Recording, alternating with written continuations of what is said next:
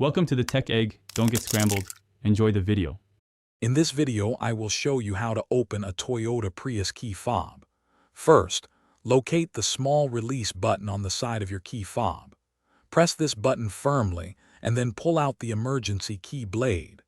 This action will reveal a small slot or indentation, which is crucial for the next step in safely opening the key fob's casing. It's a simple start to accessing the internal components.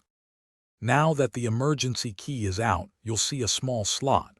Take a flathead screwdriver or a dedicated pry tool and insert it into this slot.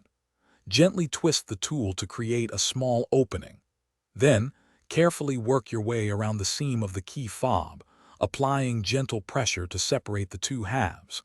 Take your time to avoid damaging the plastic casing. With the key fob open, you'll see the small coin cell battery.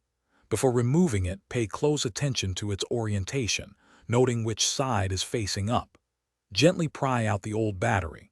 Most Toyota Prius key fobs use a CR2032 battery. Insert the new CR2032 battery with the positive side, usually marked with a plus sign, facing upwards, just as the old one was. Once the new battery is in place, it's time to reassemble your key fob. Carefully align the two halves of the casing. Gently press them together, working your way around the edges until you hear and feel them click securely into place. Finally, slide the emergency key blade back into its slot until it locks firmly. Your key fob should now be ready for use. Thanks for watching. Consider subscribing if I helped unscramble your problems.